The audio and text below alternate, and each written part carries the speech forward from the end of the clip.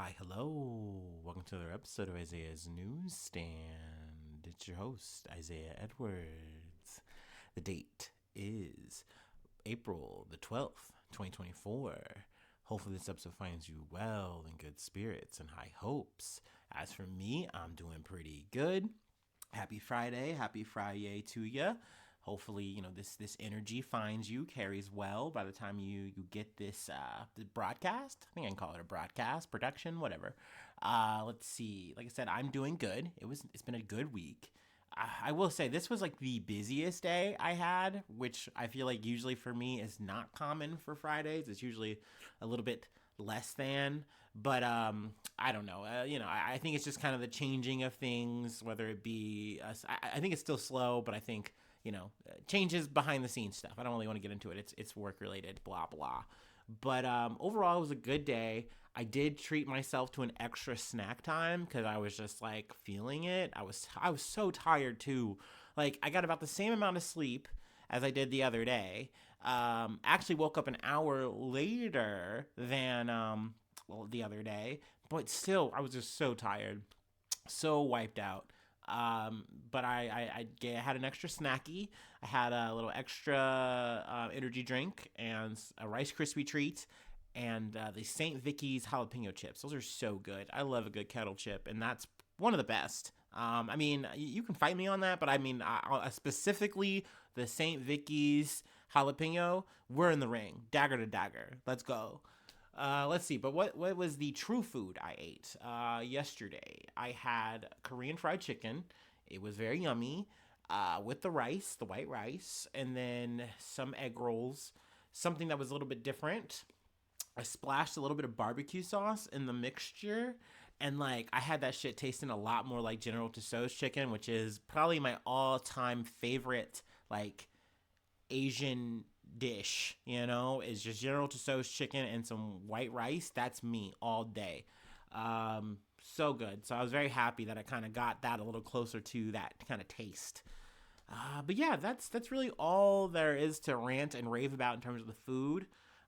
It was another rainy day. I'm glad I'm catching you in between the thunderstorm that kind of rolled on through. Overall today was a lot drier, so I appreciate that. But yeah, I mean, I'm sick of this weather. The weather, the weather is wetter than ever. But no, I just I need some clear skies. But what is it? It's around the 50s. It's still a little too cold for me. But hey, I'll take it. April showers. You know what they say? May flowers, right?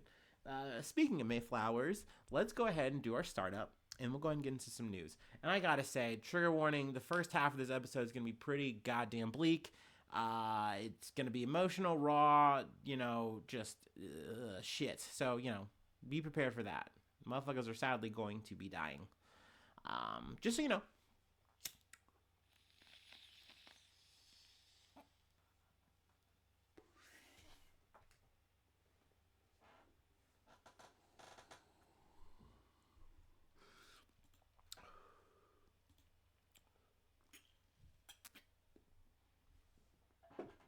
Ooh. Tales from the Abyss, as I sometimes have to get into. But yeah, from USA Today, 96 shots fired in fatal traffic stop. Chicago watchdog agency and body cam video raises questions. For Sheila Banks, the last afternoon of March 21st began easy, with her son Dexter Reed heading out to enjoy his new SVU. Mama, I'm going out for a ride, she recalled Tuesday.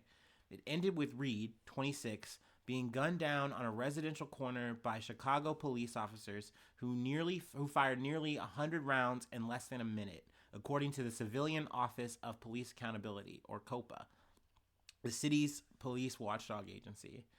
Officers said they pulled Reed over for not wearing a seatbelt, a condition that COPA questions amid rising tension in recent weeks over the killing of an officer's use of deadly force. In releasing footage of the shooting Tuesday, the Police Accountability Board said Reed appears to have fired first. But attorneys for the family said a deeper investigation needs to happen. They also say that the traffic stop was unconstitutional and not the first time that Chicago cops have falsely claimed seatbelt violations as the impetus for confrontational pullovers of drivers. Last but certainly not least, they alleged Tuesday that Reed was killed while unarmed and trying to surrender. Whew. So, yeah, I mean, it's a really rough video. I'll read a little bit of a quote here. If you watch the end of the video, you see an officer, military style, executing Dexter while he laid by his vehicle, unarmed and helpless, said Andrew M. Stroth, a prominent local civil rights attorney representing Reed's family. City officials from Mayor Brandon Johnson to State Attorney Kim Foxx lamented Reed's death, but have not said it warrants charges against the officers. So they're on like paid leave or what have you. Excuse me. But yeah, essentially they try to pull over Reed over the pretext of it was a seatbelt violation. He didn't have a seatbelt on, so they claimed. They are talking to him. I think he has a ski mask on. He is compliant to the point of rolling down the windows and talking to them, but then won't roll down any other of the windows, and then it immediately escalates. And they just like unload on him. And at the end of the day, I think, you know, whether you say, oh, the cops are evil, they fucked up, or you're like, oh, well, they had a right to defend themselves because he had a gun, da-da-da-da. Like I said, the investigation, all that, I know how this shit goes. I usually know how these things line up. But at the end of the day, what bothers me the most is the use of force, how they went about this. Because imagine you're in this neighborhood. Imagine this is like on your block. This is where you live. And you just hear this altercation happening, and the next thing you know, 100 shots. Like you're in a fucking A-Team, like, you know, episode or something. There's unloading on one vehicle. Essentially, one person. And I get it. An officer was shot in the situation. That's something I haven't mentioned yet. The officer is, I believe, in good condition. Reed is obviously dead because he was shot at 100 times. These motherfucking donut pushers did hit him. It just, the use of force is just insurmountable and insane. It's cruel what's happening here. I cannot get that. I cannot rationalize that. And I think the average citizen in Chicago can't, because it isn't a new phenomenon. This isn't a new thing. This is all too common. And it's just really sad and unfortunate. And you can say, well, we don't know what was happening. He could have been doing blah, blah, X, Y, Z, you know, he had a gun, he shot first. Okay, but in what world is the response of we need to literally just click delete until this man's life is gone, the car is deleted? Like, you can't move around like this. You guys are the motherfucking trained professionals. And I think that even this response is unwarranted for the training that you have. So that's just where I'm at with this shit. Like I said, I can already kind of see the lines that have already been drawn out by both sides, because this obviously isn't new. You know what I mean? And it's sad and unfortunate that someone's life got snuffed out like this. You know, I would definitely want to try to keep you guys posted on anything I learn. You know, obviously this is kind of, you know, newer shit as of this week, kind of coming out with the video and everything. Another thing I wanted to mention too. These are plainclothes officers, which is some shit I fucking hate. Why are you guys as plainclothes officers doing kind of fucking maneuvers like this? Like, aren't there like motherfucking like drug lords and gangbanger things that you're supposed to be toppling here, like on some wire shit? Like, no, we're just doing like random stops on people with seatbelts and like broken taillights or whatever the fuck. That just does not make sense to me, unless you are. I love that it is described as on the hunt, because that's like literally what it seems like you guys are doing. You guys are just looking to get someone and jam their ass up today. You know what I mean? Like, it's that quota shit that people like fucking like joke about and is like mytholized, or, you know, I'm using the wrong word. That's not a word, but like, you know, this shit just frustrates me. It makes me sad at the same goddamn time. It makes me scared. You know, kind of going back to the will he, won't he with the gun thing. Like, this is part of the reason why I don't opt in to want a gun. Like, let's say I was part of that yee action and I wanted to be a part of that. It's my goddamn right? I'm an American. Like, I'm allowed to bear arms. And it's like, yeah, you are. But guess what? As a black man, as a person of color, it puts a target on your back.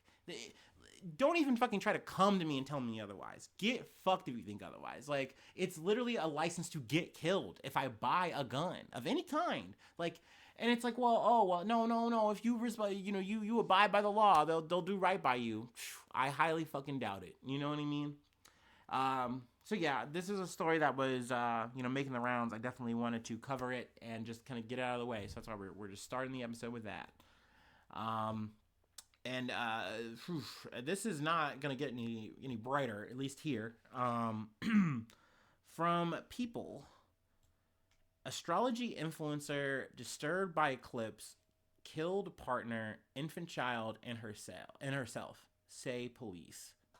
A 34-year-old woman who worked as an astrology influencer killed her partner, 8-month-old baby, and herself after posting warnings about the spiritual warfare of the total solar eclipse, say police. On April 8th, the same day as the eclipse, Danielle Johnson pushed her 2 children from a moving car on a busy Los Angeles area freeway at around 4:30 a.m. local time, according to the Los Angeles Police Department. Half an hour later, Johnson then drove her Porsche SUV at over 100 miles per hour and crashed into a tree in the city of Redondo Beach. While her 9-year-old child sustained moderate injuries from the fall and was transported to a local hospital, a press release from the LAPD added that her 8-month-old child sustained fatal injuries and was pronounced deceased at the scene. Johnson did not survive the crash and was the sole occupant of the vehicle, the release added. Earlier that day, Johnson is also to believe to have fled her home with her children after stabbing her partner, Jalen Chaney, 29. On April 8th, 2024, around 3:40 a.m., Chaney and Johnson became involved in a verbal altercation that escalated into Johnson becoming violent, stabbing Chaney, who succumbed to his injuries at the scene, the release continued. A knife with biological evidence was later recovered from the scene. Prior to this, Johnson had called the impending eclipse the epitome of spiritual warfare, and messages posted on X under the moniker Ayoka. I always, when I don't know what I'm saying, I say it with a fucking question mark inflection. I cannot stop. Reported the Associated Press, citing the LAPD Lieutenant Guy Galan. Just days before the eclipse, Johnson tweeted on April 4th, "This eclipse is the epitome of spiritual warfare. Get your protection on and your heart in the right place. The world is obviously changing right now, and if you ever needed to pick a side, the time to do right in your life is now. Stay strong. You got this," she added. Per the outlet, police are not considering the eclipse to be a contributing factor in the deaths because we don't know why she did what she did, Golan said. I kind of like that they're keeping it open-ended actually in this way, because don't get me wrong, like, maybe this is exactly what happened. Like, she was in a arced up state because of the eclipse and, like, you know, things escalated and got out of hand, but we don't know that yet. You know what I mean? Like, let the investigation kind of take its place before, you know, public opinion, peanut gallery shit says, hey, this is exactly what happened. But regardless of whatever the fucking reason is, it's crazy that, like, especially if this is the case, that, like, from these events, like, the knowledge of this, like, someone arcs up into becoming a family annihilator, like, essentially.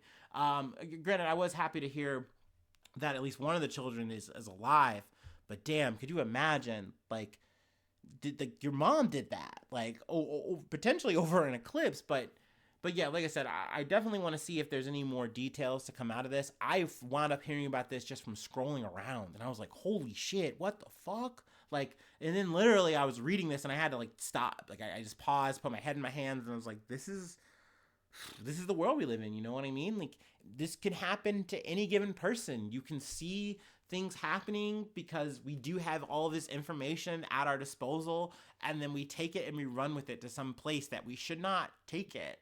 And, you know, like I said, who knows, though? Maybe this has nothing to do with the eclipse. Once again, that's why I'm kind of glad that law enforcement is kind of keeping this open, because they don't 100% know. Maybe there was some internal thing, or potentially, I hate to be that, but, like, mental health or whatever, where, like, there was some extenuating factor or circumstances that took Johnson to this place, you know, propelled her to this place. But regardless of whatever reason, you know, please get help. Like, talk about this shit with someone else, not just, like, online. Like, please, like, I would hope that they're, you know, she was at least talking to, you know, her significant other or whatever, Cheney, but still, for have things escalate, like, please get help, do something else. Like, I don't know. I know, like, I'm just a guy talking to a microphone right now, but like, don't take these things out on the people around you. You know what I mean? You are not Heaven's Gate. You are not Jonestown. Like, don't do this shit. Like,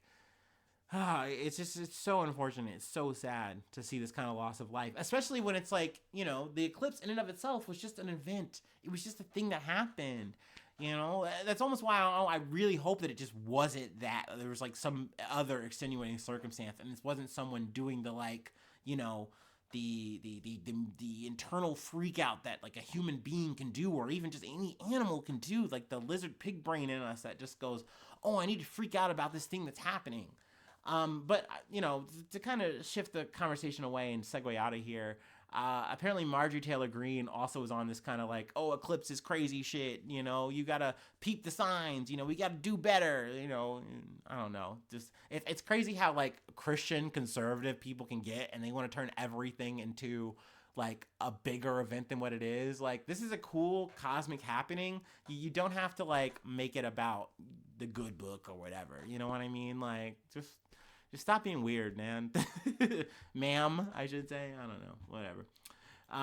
Let's move on.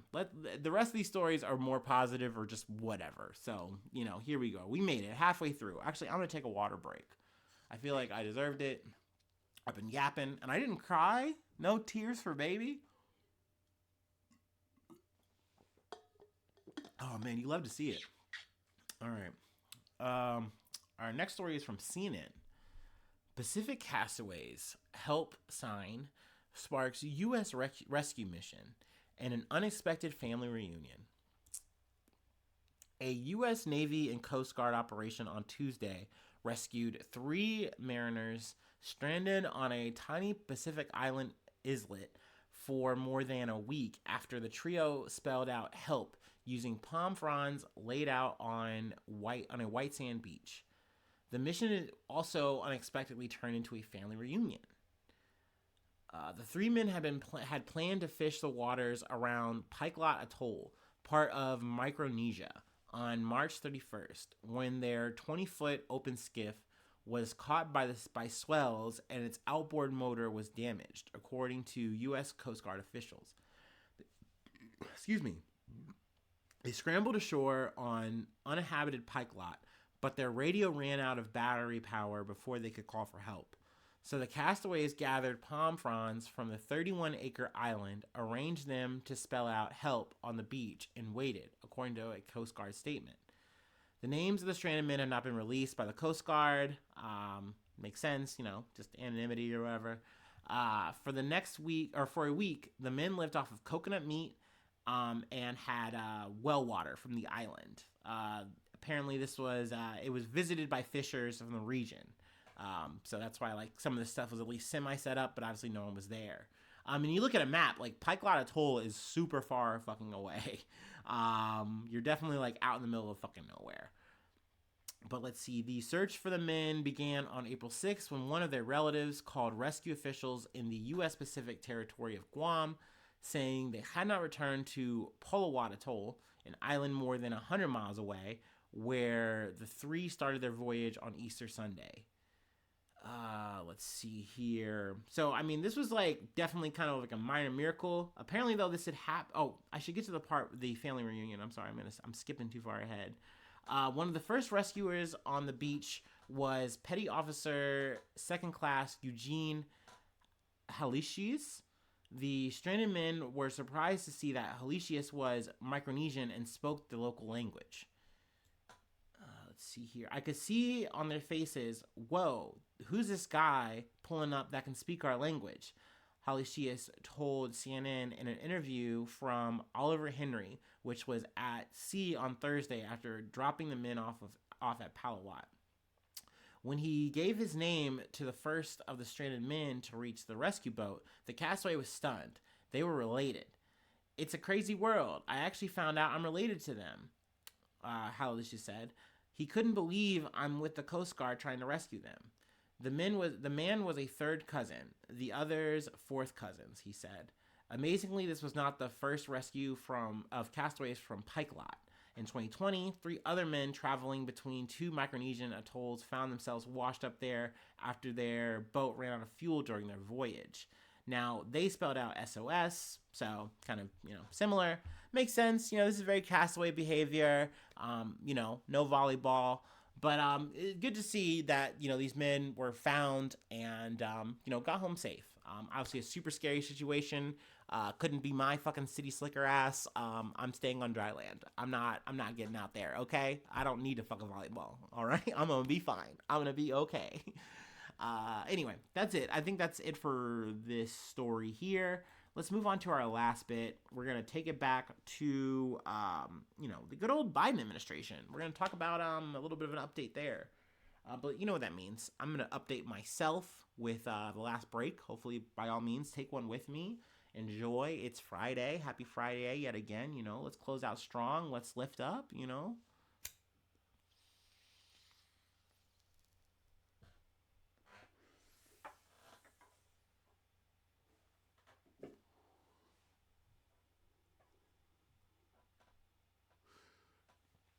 Oh, yeah.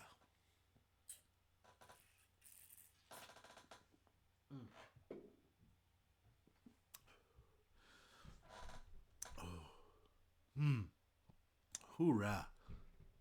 Ooh, they're really stomping around up there. Whew. Okay. Our last story comes from The Hill. Biden canceling student debt for more than 277,000 borrowers. President Biden announced Friday he would be canceling student debt for more than 277,000 borrowers. The administration is forgiving $7.4 billion for borrowers in more than 40 states in the largest debt relief program, bringing the total amount of student loan cancellation over Biden's presidency to $153 billion. This is essentially just an update. He's upped the number, but it's the same kind of thing that we talked about earlier in the week with the whole SAVE program, which means this isn't any kind of new tactic that I've mentioned. This is still under the same kind of scrutiny under Republicans and, the debtors who for sure want their goddamn money back and are for sure going to sue this shit all the way up to the Supreme Court. So, we'll see. I want to call it good news, but it's kind of something I say with bated breath because we all know Biden is a certified yapper and he's good at telling us and selling us a goddamn dream and telling us, oh, I promise you, Jack, and then not delivering on said promise and being like, oh, I just couldn't do it. Oh my God. My Biden impression is getting worse. I don't care. Anyway, there was another thing I kind of wanted to touch on before I go, and I'm in full riff mode here, so, you got to get out, get out. From Reuters, U.S. Steel shareholders approved $14.9 billion buyout by Nippon Steel. U.S. Steel shareholders on Friday approved its proposed $14.9 billion acquisition of Japan's Nippon Steel, taking the merger one step closer to completion, even as political opposition to the deal mounts. I essentially just wanted to kind of mention this because, Japan's our ally, so I kind of get how we get to influence them, the word I feel like you want to use with quotations, or I kind of want to say bully, but say, hey, you guys are being, too capitalistic in a way that's kind of infringing on our shit, and, maybe you say, well, Isaiah, you're an American, shouldn't you be happy about this? Shouldn't you be like, hoorah, yeah, salute, I love that we're, taking care of ours and our unions and our shit. I mean, cool, that's great and all, but I hate that shit. I hate that, you're seeing, the U.S. kind of enforce what they want, their wills, on another country and saying, yeah, you better fucking cooperate with us or things might get weird. But if another country moves like this and act like this, let's say a la China, then that's, way crazy. You can't let a communist fucking dictatorship move like this. You can't let them do that. Xi can't move like that. And, that's kind of what I wanted to segue into. Because I've been hearing a lot about how, we got Janet Yellen over here saying, hey, China, you guys are, moving in a way that's, too big it's gonna like affect the world economy, aka our economy, in a negative way, and we have to work together. But by the other side of our mouth, we're talking about competition and how we have to like keep up and stay ahead or whatever the fuck against China, who is our political, an economic rival. And it's just so confusing to me how the U.S. kind of moves. Like, yeah, it feels like it just is not sustainable. But here we are, here I am in the Imperial Core, talking that good shit happily. But it's just wild to me. It makes me uncomfortable and unsettled. And I know I'm not an economist. I'm not, some fucking genius. I only got a high school degree. I know you guys are listening to a guy yap about bullshit with just that, simple as. But like, it just makes me feel weird. And I say these things out loud because I wonder if the people who are listening on the other end of this feel weird. You know what I mean? Does that make you feel odd? Or maybe you're like, nah, hoorah, I love that shit. You know what I mean? Go us. You suck. You suck. I don't know, but hey, sound off in comments. I would love that. But that's it. That's really the end of the episode. I think we made it. We can call it there. Okay, decent time. Let's see. If you'd like to help out, support the effort, become a newsie today. Patreon.com / Isaiah News. Let's see here. Free ways to hit me up, IsaiahNews1@gmail.com. And then other free ways to hit me up, the socials, the Facebook, the Twitter, you know what? I'll say it. You can find me on Snapchat, not the podcast. I feel like it'd be weird to make a podcast on Snapchat. No one's there. But I exist in that space. I'm digital, baby. But yeah, let's see. Please subscribe to the YouTube. That helps out a lot. We love new subscribers. What else am I missing? Hit the like button. We mentioned commenting. That's cool. I think that's it. I think that's all I really have. Thanks so much for tuning in. Thanks so much for being a friend. And hopefully I see you soon for some more good news. I love ya. Bye-bye. Mwah.